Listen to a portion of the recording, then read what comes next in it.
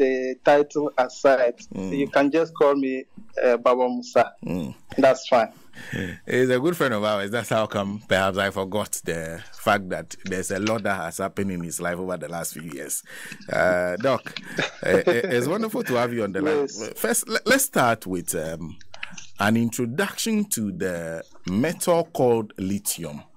What is it really? Because for a lot of us, we have diamond already, we have gold, we are getting nothing from all that. Why should we worry about some metal called lithium that doesn't seem to have such level of popularity, as popular as gold and diamond?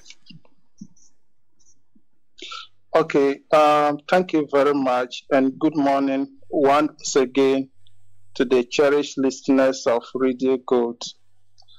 What is lithium? Like you rightly said, lithium is one of the elements. For those who are very familiar with the periodic table of elements, lithium is one of them. And lithium is has atomic number of 3.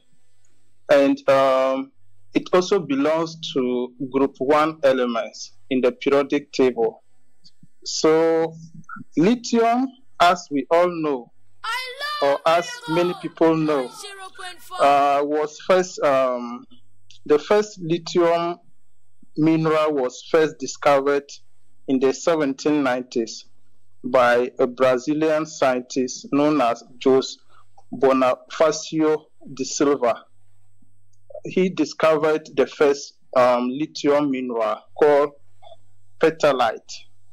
So the lithium we are talking about today or now was later discovered in 1817.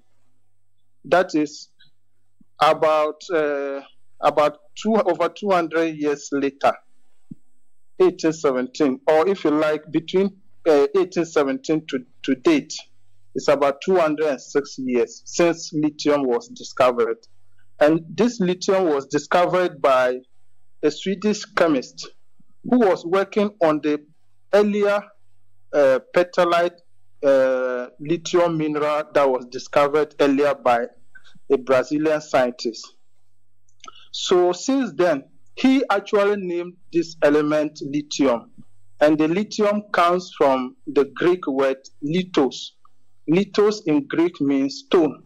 So that is the meaning of lithium in the Greek language, if you like. So we are talking about stone. And as we know, this mineral is one of the abundant elements, or if you like, it's one of the precious elements we have on Earth. And why are we talking about lithium? Or why is lithium, the conversation about lithium, so important today? It is because, as we all know, global warming has become a very serious or topical issue. And many countries are parties to what is called IPCC, that is Intergovernmental Panel on Climate Change. So this Intergovernmental Panel on Climate Change in 2022, as part of efforts to find solutions to the problem of global warming, which has its own consequences on humanity and our planet. IPCC made certain propositions to its member countries. And by the way, Ghana is one of the member countries of this IPCC, Intergovernmental Panel on Climate Change. Ghana, if you check, the 195 countries globally are members of this organization, and Ghana is number 68 on the list of 195 countries. So this particular organization made certain propositions to its member states, one of which had to do with efforts should be made to reduce carbon emission. As we know, one of the causes of global warming is the emission of greenhouse gases, the release of CO2, carbon dioxide, methane, and other gases from fossil fuels, fossil fuels, the petroleum we use, natural gas, the coal that is used for the generation of electricity. These are the fossil fuels that are emitting serious consequences of the greenhouse gases. And so this IPCC, Intergovernmental Panel on Climate Change, in 2022 made some propositions. And one of the propositions, as part of measures to reduce the emission of these greenhouse gases, was to move towards clean energy. And clean energy, as we know, clean energy has many sources. We have solar energy, we have wind energy, among others.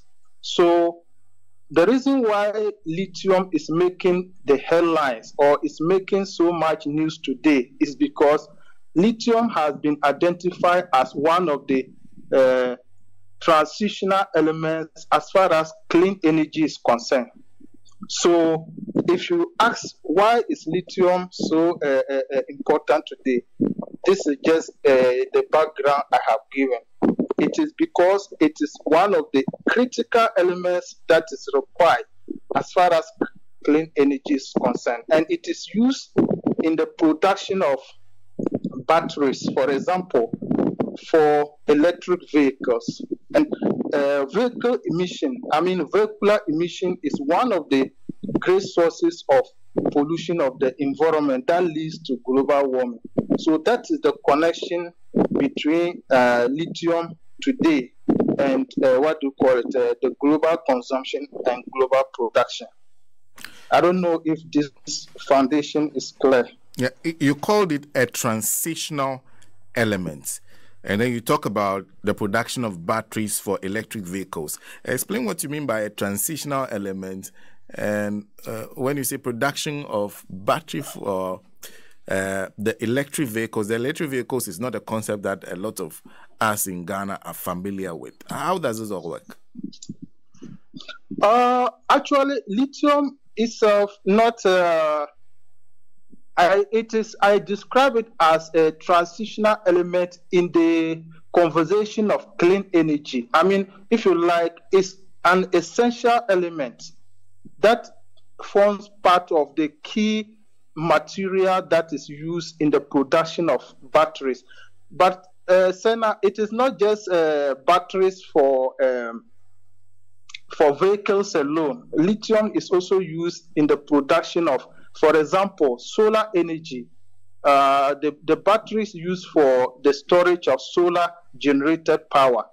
Lithium is used in producing those batteries. So even in Ghana, if we don't use electric vehicles, but we should be making efforts to develop our solar energy capacity, because it will go a long way to cut down emissions in Ghana, and it will go a long way to also generate possibly maybe cheaper energy, because we have abundant sunlight.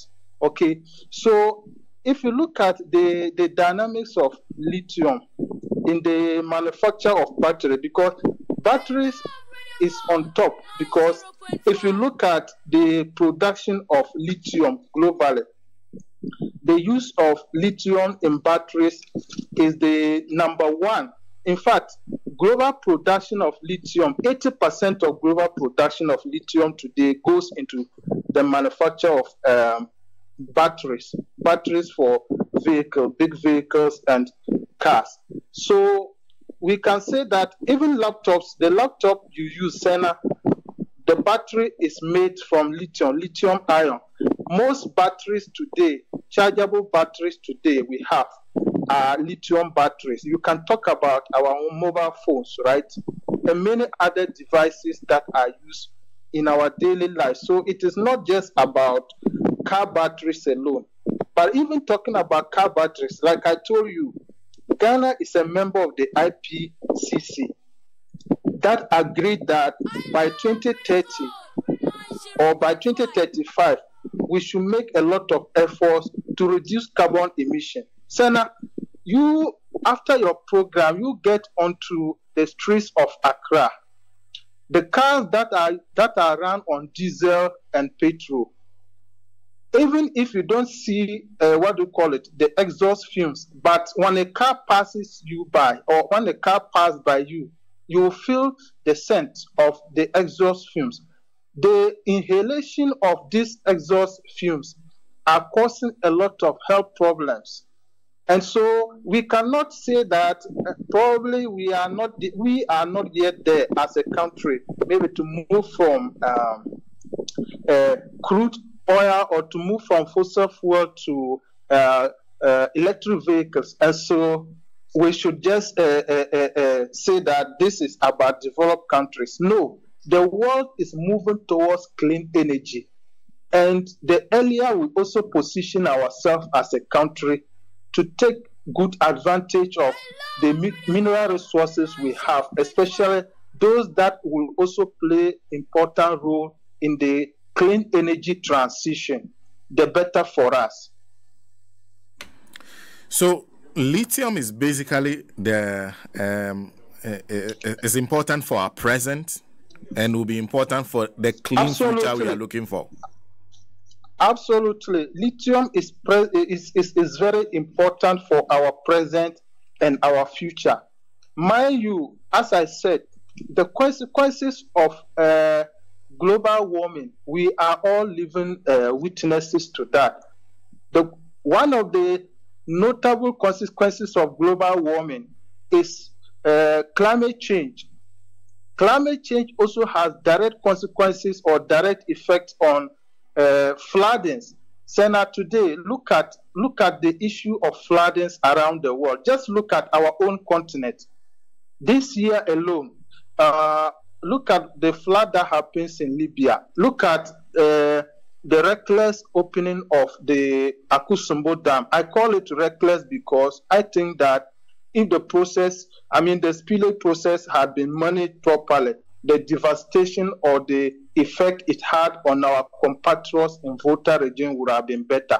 But we cannot delink the consequences of climate change on some of the flooding incidents we are witnessing. So climate change is here with us, and it has direct connection with global warming. And global warming is as a result of human activities, largely from the activities of fossil fuel, which we use on daily basis in our lives. So clearly, lithium today has a direct benefit for us as a country.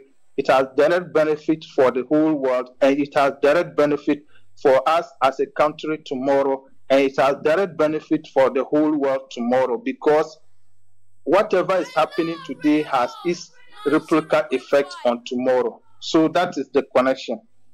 And knowing all this, and for you as a Ghanaian, having heard that we have lithium in very large quantities, lithium deposit in large quantities, how did that come to you?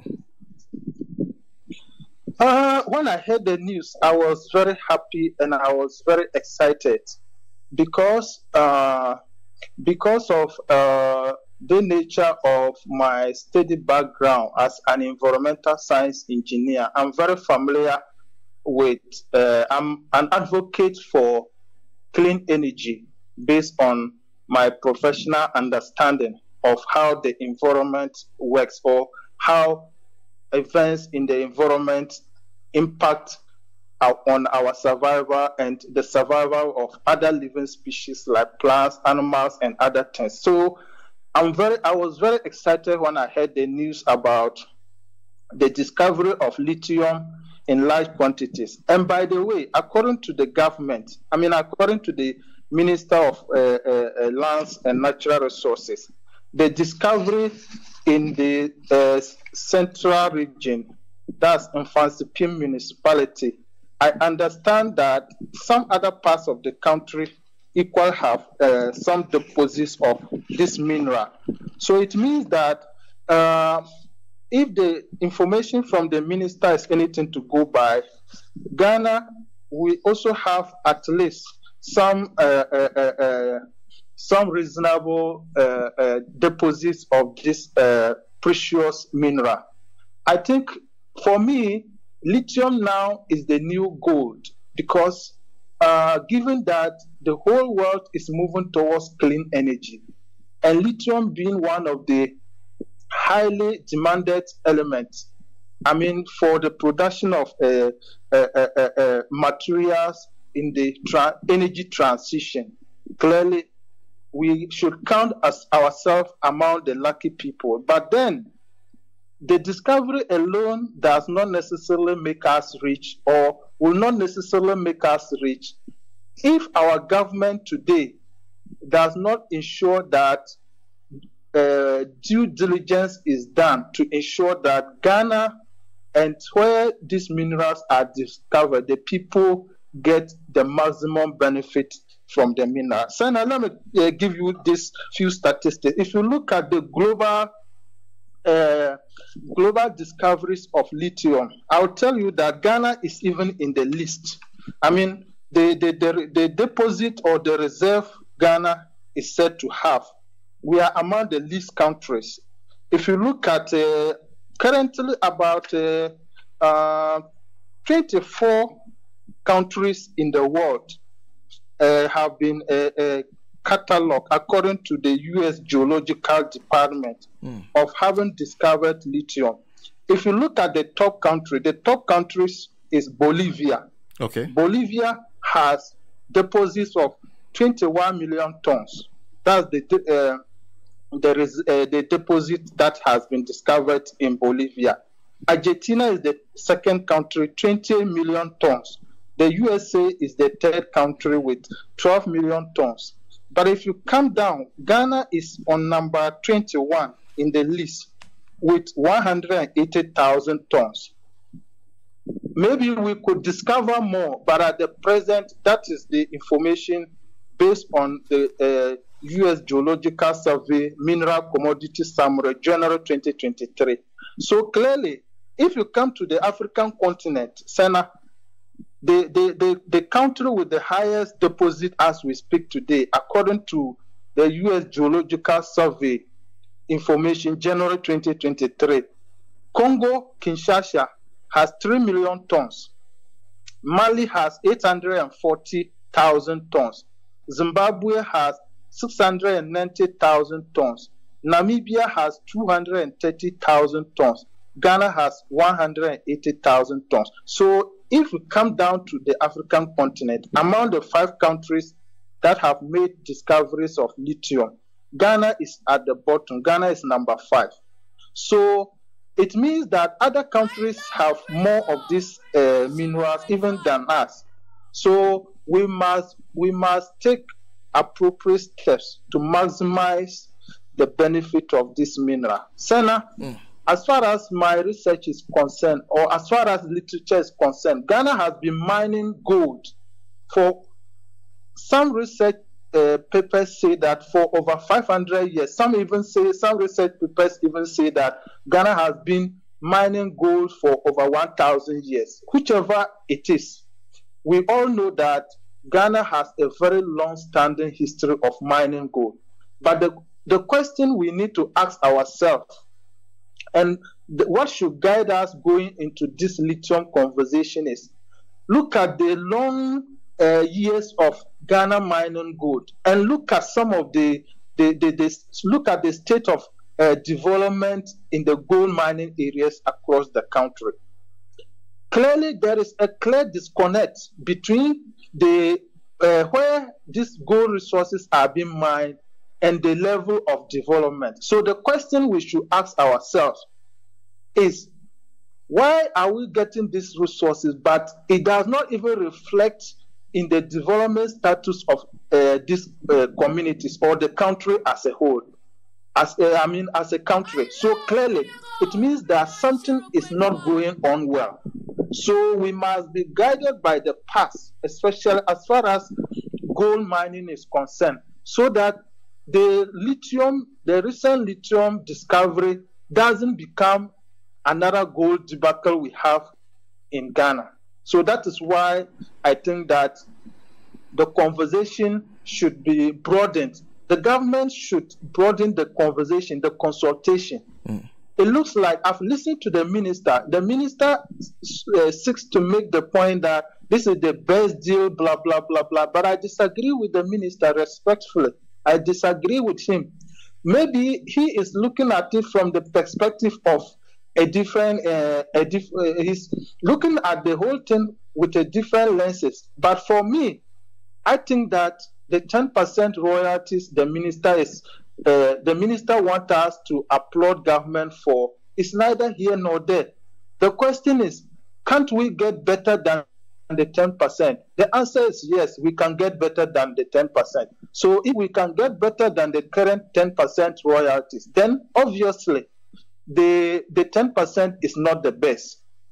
And the government should also take into consideration the value of lithium today. Senna, if you look at lithium today, according to according to the U.S. Geological Department, again, I'm referencing them because globally they are one of the creditable, or they are one of the credible organizations anybody talking about mineral resources can reference. If you look at data from them, as of 2021, the global market for the global market for lithium was over $54 billion. And the projection is that by 2035, the global market for chromium will rise above $200 billion. So clearly, lithium is the new gold of our time, and therefore our leaders or the government of Ghana today must not be in a rush to give this precious mineral for a token sum. Senna, how much is the amount Ghana is going to benefit from this 15-year mining lease? I understand it's about 6 billion. I stand to be corrected, whether that figure is correct or not. But I understand it's about 6 billion, and the government is saying that 1% will go into the development of the community of where this mineral is discovered. The question is, mining this precious mineral for 15 years for 6 billion. Clearly, this is not. It doesn't make sense. How much? The question we should ask ourselves is, how much is lithium today? 1 kilogram of lithium today in the open market, in the global market, how much is it, Senna? And the government is proposing that, the government is making the argument that as part of TV3 report, that an average price of lithium is going to go for $1,410 dollars. That's $1,410 per ton. Okay. A ton is, depending on whether you are using the British conversion or you are using the American conversion. A ton by the British conversion is 1,000 grams. Okay. But if you use the American conversion, it's about a little over 900 grams. Okay. But in the open market today, 1 kilogram, just 1 kilogram of lithium goes not less than $13.75. So multiply 13 point, just on the average, multiply $13.75. As at December 8, that was the price for 1 kilogram of lithium in the global market. Multiply that by 1,000 grams. Or if you want to go the American conversion, multiply that by 900 kilograms. How much will you get? But we are told that the average price of lithium, if this is mined by the company that has been given this concession, they will be given an average price of lithium concentrate for $1,410 dollars per ton. This is clearly not something that anybody who has Ghana at heart should be clapping hands for. No, for me, it is not the way to go. And government is the government is making the case that per the current legal regime, this is the best Ghana can get. Once again, I disagree. That is not true, Senna. As far as my research is concerned, in fact, I have done some research concerning mining legal regimes since 1958 to present day Ghana. Different governments, right from Nkrumah, came with different mining laws or mining regulations aimed at ensuring that Ghana gets the maximum benefits of the minerals we have. And even under Nkrumah set up the state mining company or corporation. And the idea was that the state should have control of our mineral resources. The question I'm asking is, why is it that since after the overthrow of Nkrumah, successive government, we are not making effort to even build our own capacity so that we can mine these minerals by ourselves? Senna, look at this concession arrangement.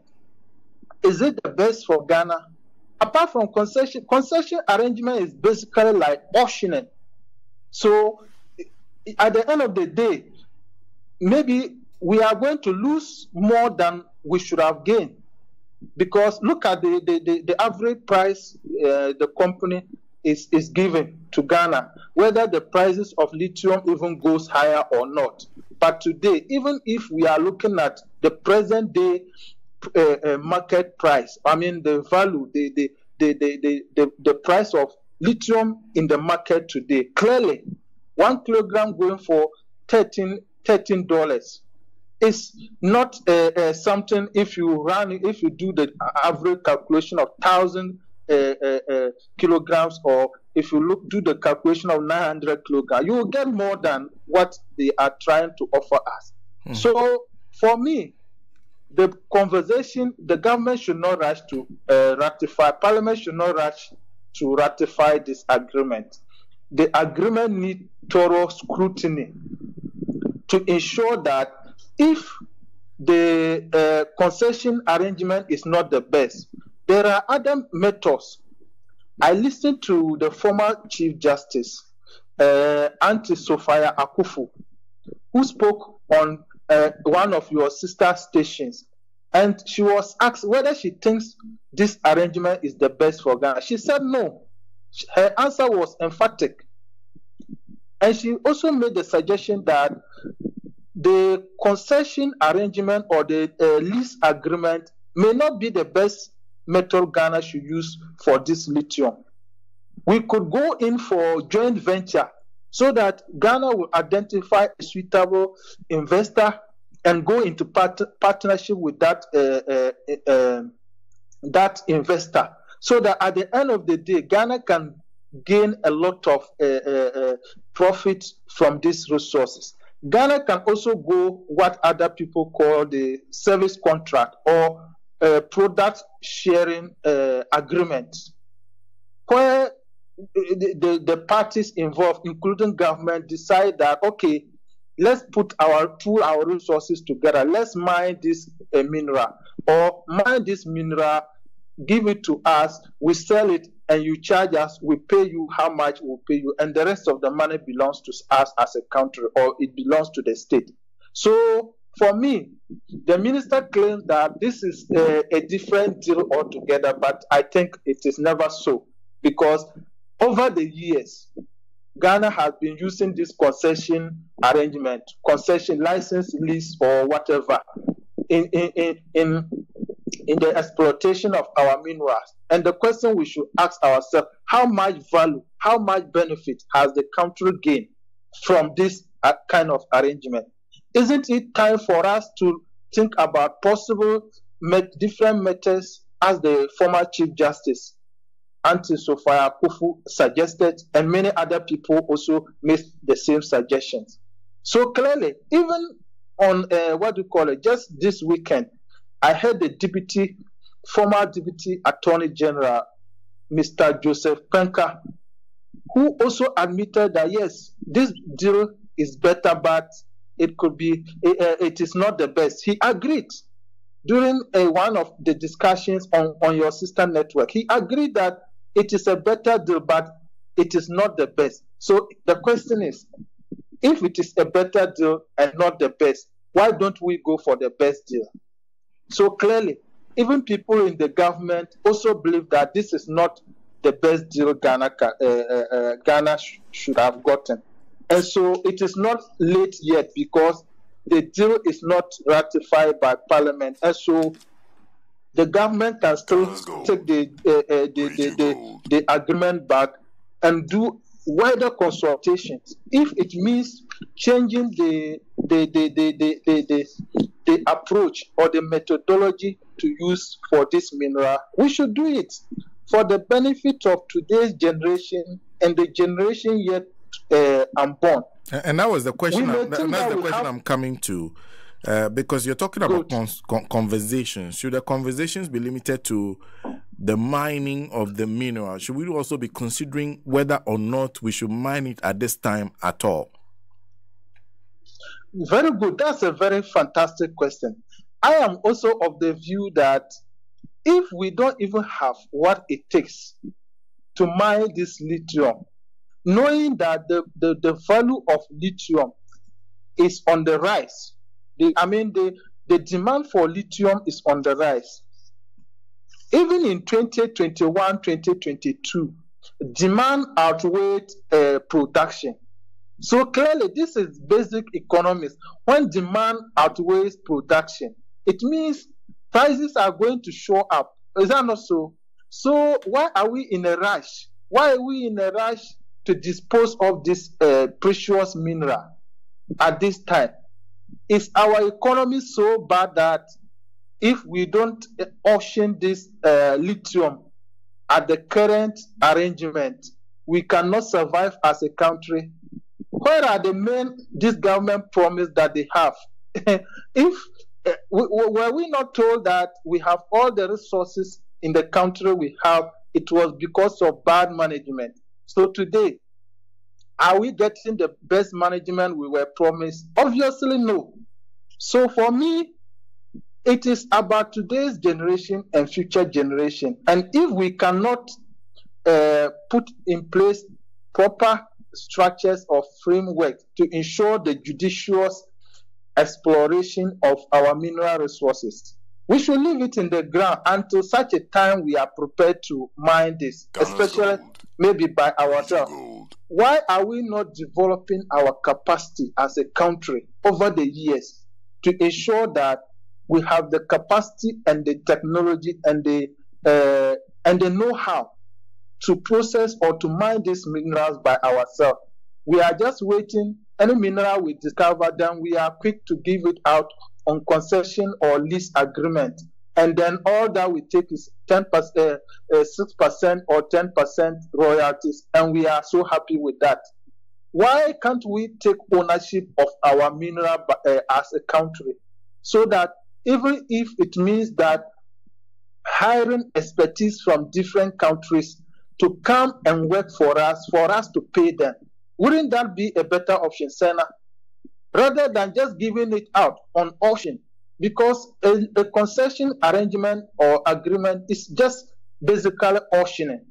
We are not going to get the benefit, the best gains from that. Look at the average price of lithium concentrate they are proposing or they have put out.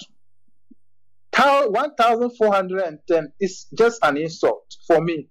So I think that if we don't have what it takes to ensure the proper, the judicious use of this lithium resource, we should wait. We should not be in rush. What is the rush for? Is it the case that